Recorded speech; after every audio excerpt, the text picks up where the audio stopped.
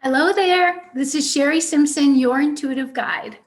So today I want to talk about the list of limiting beliefs that I had to work through.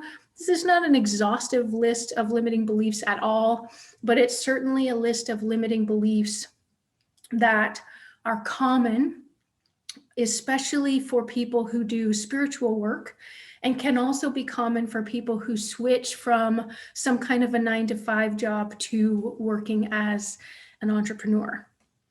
So the first one that I struggled with is selling isn't spiritual. So at the beginning, I was working for free or basically free, and I felt like you don't charge for spiritual things, which is not true. Money is an exchange, a service for money, and everything really is an exchange. So if you're not exchanging something, then you're emptying out your energy bank and you're not actually filling it up. So by not charging for things unless you need testimonials, it's not a good idea. So the first one is selling isn't spiritual and I shouldn't charge for my work. We know that's not true, and there has to be a money exchange or some kind of an exchange in order to keep both you and whoever you're serving full. Next is, I don't want to come across as salesy. So I don't want to be the slimy person. I don't want to be the spammy person. I don't want to come across as being a seller. Basically, if you're not selling, then you have a hobby and not a business. And that's fine if you want a hobby and not a business. But if you want a business, you have to be selling something. So if you don't want to come across as salesy, I don't want to come across as salesy either. And I don't want that for you. What I would love for you is to come across as serving, because when people buy into your programs, your offers, your packages, they want something, they need something, and they believe that you will deliver it for them. And this is coming up as a limiting belief a little bit later, but I'll talk more about that. But essentially, selling is serving, and if you are not serving, then you're not really doing your job as an entrepreneur. Serving is not salesy, it's not slimy, it's not icky. Serving is why you get into business. So allow yourself to sell from a place of service. Next, I have, what will people think of me? So when you're in a 9 to 5 job, it's pretty normal. You go to work, you come home, you may work overtime, you may work weekends, you may have a split shift or a flip shift or who knows what. But basically, you don't really think, what will people think of me if I'm asking for money? What will people think of me if I'm able to take my income from where it is to 10 times that? So we don't really have this in a 9 to 5. But if you're worried about what people will think of you, it will prevent you from succeeding because you're afraid of abandonment or rejection or judgment. So it's basically a fear of judgment. The next one is, I won't have any privacy.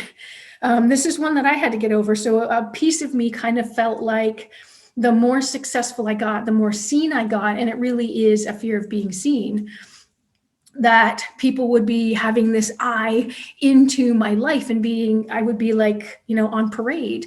And it's not true, but essentially you want to know if you have that belief in terms of a business that you're creating and running and why you're not allowing yourself to serve. So if you feel like you'll have no privacy, then basically you have to convince yourself that you can set up your business any way you like and you can be as public or as private as you like. The next one that for me was a big one to overcome, what if I fail? The interesting thing about failing is that most people, if they did fail, would end up right back where they are right now. So what that means is most people who are in a 9 to 5 job decide that they're going to start a business, but if that business fails, they would end up coming back to a 9 to 5 job, which is where they are right now. So fear of failure is kind of a weird thing that prevents us from moving forward, even though we would be right back where we started. So we don't want to spend all that time and that energy and that effort to come back where we started, but we don't want to do things wrong. We don't want to be bad. We want to be good girls or good boys. And so the fear of failure is a big one for people that will stop you from being seen. It will stop you from acting in alignment with what you want. So you want to pay attention to whether you have a fear of failure. So the next one, of course, we have a fear of failure. Most people will also have a fear of success. So what if success brings me things that I don't want, that I can't handle, or that I don't know how to handle? So let's say you have this belief that you're not good with money. If you're moving forward and creating more money, you might stop yourself at a certain level because you believe that you're a bad money manager and you can't manage more money. Or what would happen is you'd allow yourself to make more and more money, but you would also increase what you owe every month. So your expenses would go up, and then you wouldn't be making more money because you're not allowed to have more, or you're not allowed to manage more. So fear of success can be a big one that many entrepreneurs will struggle with and have to move through. Next, what if I suck at it? So what if I'm offering this beautiful program, and what if people actually pay me? And then what if I can't deliver the outcome I said I could? Most people get into business because they're good at something. They don't get into business doing something they don't know about. So if you've gotten into business because you're a healer or a therapist or whatever it is that you're doing, you have some wisdom about it, and that's why you got into business. So the fear of not delivering can be about, what if I don't put all the pieces together? What if I'm not good at communicating? It can be a lot of different things. But it can also be a fear of commitment. That is something that I've had to deal with in terms of, okay, I get these 5 people into my program and they're going to be in here for 3 months or 6 months. That means I'm going to have to commit my energy to these 6 people for the 6 months that I've promised them. And so some of it can come back to you and whether you're willing to commit. And if you're not willing to commit, then the people are not going to enter your program or your offer. The next one I have on my list, what will people think of me? What if I get disowned? So many people are worried that their family members or their current friends are going to think they're weird if they get into a spiritual business when, they're kind of spiritually in the closet. I've actually been on sales calls with people who literally created a brand new Facebook profile and a separate website, and they haven't told any of their friends or any of their family members about it. If you want to be seen, then really you need to find a way to get over that. You're not going to be disowned. You're not going to be abandoned. And if for some reason you are, and that does happen, then it's likely for your highest good, and your spirit team and your guides are actually going to make sure that the people who will benefit you and your life are actually going to stay in it. So there's a little bit of a reprogram that has to happen there. The next one I have is, what if people won't love me anymore?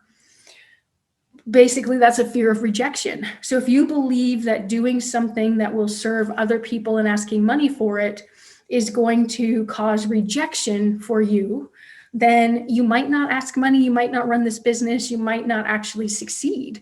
So basically, this list that I've concocted here of limiting beliefs are things that I've had to deal with. In terms of going from a 9-to-5 job to going into entrepreneurship, it is a big shift. It's a mental shift. It's a mindset shift, because you're no longer charging dollars per hour. And for me, I moved from I'm in a corporate job to charging dollars per hour because I moved into massage therapy, and that's how it worked. So for me, I didn't get out of that mentality for a couple of years until I was in business, because I took that mentality with me instead of allowing myself to change it. So you really want to review what it is that's stopping you from reaching your goal. So how do you take these limiting beliefs and reprogram them so that you're in alignment with your goal? There's a couple of questions I like to ask. So the first one would be, how long have I believed this? And some people, when I ask them that question, they'll say, since birth. Not exactly true, because when you're born, you don't believe that you're not good enough. A baby doesn't believe that. But there may have been a period of time since age 4 or age 5 or age 7 where something happened that made you believe that you could be rejected or abandoned, or that you weren't good enough, or that you couldn't succeed, or that you were afraid of failing. Something could have happened, and likely did happen, before the age of 7. That's when our subconscious beliefs get created. So you want to ask, how long have I believed this? And then you want to ask, where did this come from, or who did it come from? In most cases, it is a parent or a guardian. It could be society in general, based on, what kind of environment you grew up in. It could be a teacher or some kind of a mentor that you've had. It could also be from relationships that you've had, from friends, and from actual partners. So basically, you want to say, where or who did this come from? And the next one is super important, the most important question you're going to ask about limiting beliefs. Does this still serve me? In most cases, that's going to be no, because a limiting belief is stopping you from believing what you need to believe to have what you want. So if you believe that you can only make $3,000 a month, then you're never going to be able to get to $10,000 a month because you believe you can only make 3. It's just too big of a jump. You have to believe that you're capable of 10 in order for you to make 10. You have to believe that you're capable of 50,000 a month in order to be able to make 50,000. And if you don't, you have to dig through why you don't believe that. So if the belief you have doesn't serve you, then essentially you need to find a way to disprove that belief and start believing something else. A belief is just a thought you keep thinking. So once you've figured out if a belief, you have it and you don't want it anymore and it doesn't serve you, then what? Essentially, you want to ask yourself, what does the person who has achieved the goal that I want, what does she believe? What does she believe about herself? What does she believe about business? What does she believe about the world? What do I have to believe in order to become the person who has what I want? So basically, if you don't believe those things right now, and you know that you have to believe them, then you have to find a way to disprove the old beliefs and to create the new ones. The new belief, I have to believe it's possible for me. I have to believe it's possible at all. I have to believe that everything happens for my highest good. I have to believe that when a client hires me, I will be able to deliver. I have to believe that success is meant for me. So you need to keep reprogramming yourself. So essentially, how do you reprogram this belief? I do it in a couple of different ways. I have on my phone, wherever, I'm using my phone, on my phone, I have recorded myself saying my new beliefs, and I will often do this putting some binaural beats in the background. So I'll just throw up binaural beats on YouTube, make sure that my phone is not plugged into headphones, and I'll start saying my new beliefs, which are replacing my limiting beliefs. I'll start saying those, and I like to make the recordings about 5 minutes. So that's enough to get me into this positive energy. And I'll listen to those. If I'm making some food, then I'll listen to it. Sometimes in the morning when I'm not ready to get out of bed, but I am awake enough, I'll flip it on my phone and I'll listen to it then. I will often listen to it before I go to bed. So the goal is for you to change your thoughts. The thoughts you keep thinking create the beliefs that you have. So if you have beliefs that you would like to reprogram, you're welcome to drop them below, and I'm happy to connect and help you reframe them and help you ask the questions that will prove that you can reframe them and you can have this goal that you want, rather than you honoring the belief that doesn't serve you anymore. So that's kind of my logical process and my subconscious mind process of reprogramming. So how else do I shift energy? I shift energy using either just my intuition or a pendulum. So some of the things that I might ask, I like to work with the energy field. I like to work with chakras. So let's just play with that a little bit so that you get an idea of ways that you can shift energy using an energy healing technique that I use. So let's say that your belief is, I suck at selling. So you have this belief that you suck at selling, so that you can't get people on the phone in order to serve them or get them into your programs, and that when you do, they all say no. So let's just say your belief is that you suck at selling. And so I go up and down in terms of that, because sometimes I feel like I'm really good at it and sometimes I feel I'm not aligned. And so for me, I haven't honed in the belief 100% that I rock at sales. So for me, it's kind of on again, off again, and that can happen when you're reprogramming your beliefs. So what I want to do, or what I want to share with you, is I'm going to ask that question as I'm in my crown chakra. So is this belief, is it residing? I'm getting a pretty big yes that it's residing in my crown. So that's my crown chakra. I'm getting a no that it's not residing in my third eye. I'm getting a no that it's not residing in my throat. It's not residing in my heart. It's not residing in my solar plexus. It's not residing in my sacral. And it's not residing in my root. So all I did was go through my chakras and ask my pendulum that question, if that belief was residing in a certain area. So for me, and I'm getting a yes again because I'm asking it in my head, that belief is residing in my crown chakra. So let's just ask some more questions. Do I have the ability to reprogram this? I'm getting a no. Do I have the ability to, and I'm getting a maybe when I'm asking this question, do I have the ability to shift 50% of this old belief? Yes. Do I have the ability to shift 75? No. 60? Maybe. 55? Yes. 58? 59? And as I go towards 60, it's going to go back to maybe. So I have the ability right now to shift 60, 58, 59% of this belief. So what do I want to believe instead? Right now, a piece of me on and off is feeling like I suck at sales. And I know that's not true. I know that I'm good at sales, but it does depend on certain factors. And it's the factors that are messing with my ability to say 100% that I'm really good at sales and that I love sales. I do love having conversations, and that's really what selling is. So let's see what program or what belief I want to reprogram this to. So do I want to reprogram it that I'm really good at sales? No. Do I want to believe that I serve everyone on sales calls? Yes. Will that belief allow me to reach my financial goals? No. So essentially, you have to play with this new belief in order to get it to where you can believe it and it's going to serve you. So let's see, can I believe that I can serve people on conversations? And I'm getting a big yes for this one. And in my head, I was saying, and enroll rather than sell, enroll the ones that are a good fit for whatever I'm offering. Yes. So will that allow me to increase my income? Yes, there we go.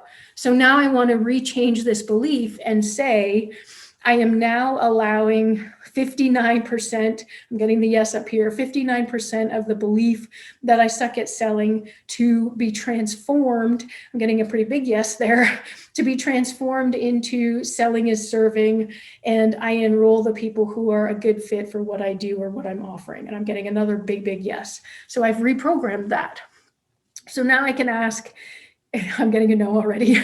Now I can ask if I can reprogram the remaining 41%, and I'm getting no. Can I reprogram another 10%?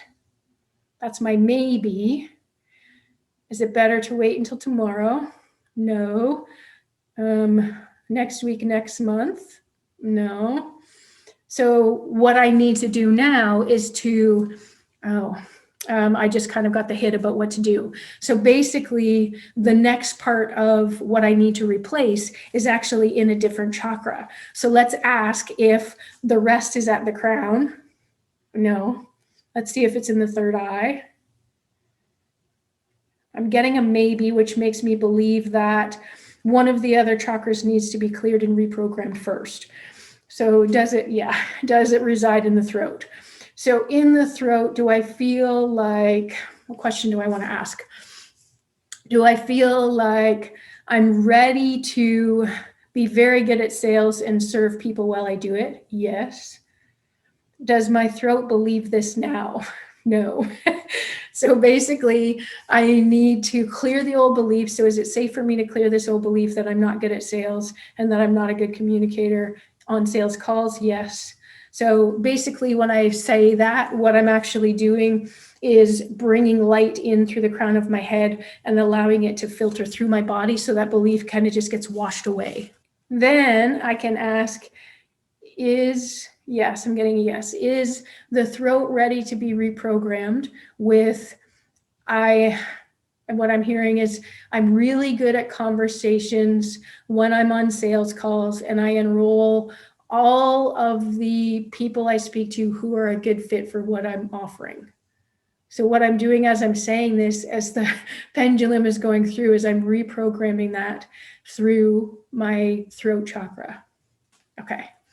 So is that 100% complete? So I still have about 10% is what I'm feeling left.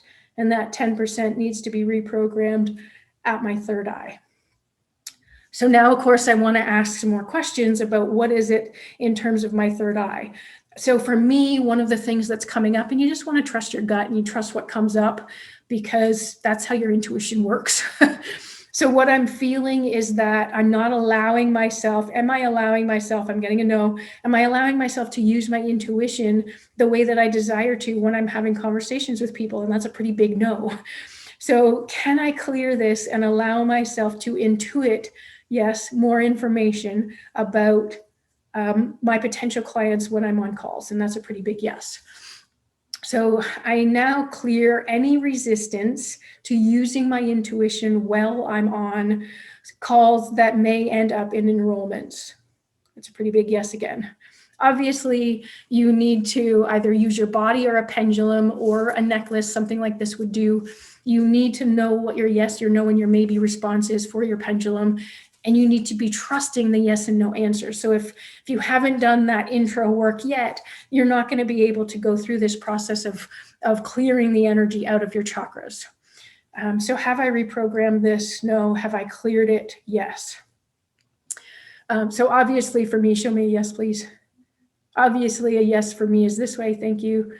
Yep. So I just in my head asked, show me a maybe, and now it's showing me a maybe. Thank you. Show me a no, please. So you can see I'm trying to keep my hand as still as possible. There we go. So there's my no. So you need to know what your yes and your no and your maybe is.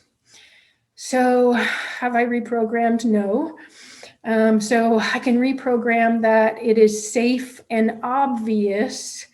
I don't know where that word came from. It just came through. Safe and obvious for me to use my intuition while having conversations and while enrolling ideal clients into offers. That's a pretty big yes too. It's going to smack me in the head if I'm not careful. So am I 100% clear? I'm getting a maybe. I feel like it's a 99. And I feel like I'm missing something at the root. So is the root chakra aligned with this? So I'm getting a no. And I asked if there's something that needed to be cleared in the root chakra, and I'm getting a yes. Do I need to know what it is? No, I don't. Sometimes you don't need to know. And so I like to ask that question sometimes if I don't know what to ask.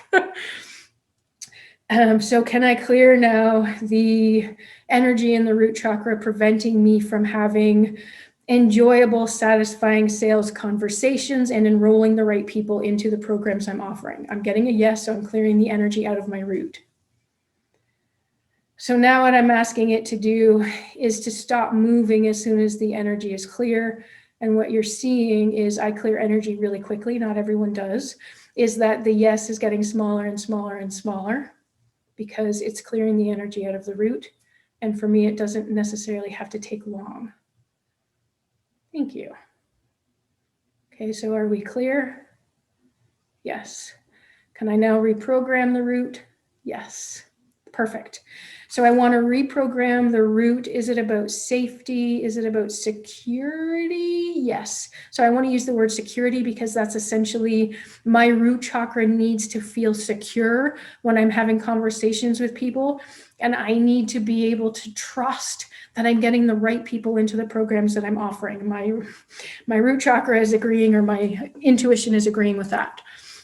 So I now fill my root chakra with the energy of security in terms of enrolling the right people and having conversations that are fun and easy for me as I build relationships. So you can tell that sometimes I'm changing my words. I'm just using what's coming. All right, so is there anything else that needs to be cleared? No. Thank you. Is there anything else that I need to do in this session? No. Can I amplify this ability to reach my goals in terms of sales? Yes. Can I amplify that now? Yes. See how big that gets. Cool. Okay. So now I just ask, can I amplify it at the crown? You can see it took a little bit of time for it to actually move into the circle, so it was starting to amplify it. And yeah, we're amplifying it at the third eye. At the throat, we're good. Solar plexus is a little bit smaller. Oh, heart. Heart is the one we need to do some work with. So can I amplify this energy of enrolling people from a place of security and fun and from a place of serving and love? Thank you. There we go. That feels better. Solar plexus. Amplifying that energy as well. Feels a little bit wonky, like the energy isn't stable through that solar plexus. Like the circle's kind of like an oblong circle instead of an actual circle. Let's see if I can clear that and expand the energy through that chakra. That's better. Thank you. Moving to the sacral. That one feels good. And moving through the root. That one actually feels way more wide open. It had a bigger circle than the rest. So is there anything else I need to share? No. Have I just amplified this? Yes. So if you don't know the chakra system, what I was working on was the crown, which is your connection to source and all that is. My third eye, which is my connection to my wisdom, my Akashic record access, my ability to connect to all the wisdom that I want about me and my life and all of that. My throat is my ability to speak my truth, my ability to get into my heart and speak that, my ability to speak with confidence. Your heart is about the love you give and the love you receive and the love that surrounds you. Your solar plexus is where your confidence and your personal power resides and your sense of authority. So if you have a fear of authority, a lot of times your solar plexus will be too small. And if you're one of those people who walks into a room and kind of is like, roar, and is really there and takes up a lot of space, then you could have a solar plexus that's really big. A second one there, the second from the bottom is inside of your pelvis. That is your sacral chakra. It is your ability to create. So your manifestation above what you need to survive resides there. Your literal creativity, how you create posts, how you draw, how you paint, how you dress yourself and do your makeup and things like that, things that feel like creation. All of that, because it's the womb and that's where women create babies. That's where your creation zone is. And then your root chakra at the base of your spine is all about how you are able to survive on the planet. Do you have food, water, love, shelter, everything you need in order to survive as a human? So basically it has to feel safe and secure for you to function in the world. And I was going on about sales and about making sales and making that really comfortable and confident. You have to feel safe doing that. Essentially, you want all of the chakras flowing and aligned, and you want whatever your goal is to be in alignment. So what I did kind of showing you here was to realign a belief about sales so it was really consistent and really solid, which means it's easier for you to achieve your goals. So that was a lot of fun. I hope that you learned something, and I hope that you enjoyed this. I did go through 10 different beliefs. There are plenty more that people have. So if for some reason I didn't mention a belief that you feel you have, you can drop it here in the comments or you can message me and we can talk about it. I am offering a program. It's a group program called the Intuitive Sales Process. Part of what I just did here is something that I will include in the program, because it's a good way for you to determine, what limiting beliefs do I have? Does it serve me? What do I need to believe in order to be the person who has my goal? So basically, I want to help people to really align to a goal. And what I'm looking for is people who want to create or have already a program, package, or offer that is 4 figures. So I'm looking to help you create things that are $1,000 up to $9,999. Basically, that alignment is you having the ability to exchange some kind of value for that amount of money. For some people, that's nothing. For some people, that's super scary. For me, the things that I've sold in the past have been as high as $6,500 and as low as $5 or $7. So if you want to align with selling 4-figure programs and offers, then your energy has to be in alignment. Your beliefs have to be in alignment. And for me, I use my intuition. You could tell that I was using the intuition with the pendulum just now. If you're not using your intuition, then you only have the logic you have.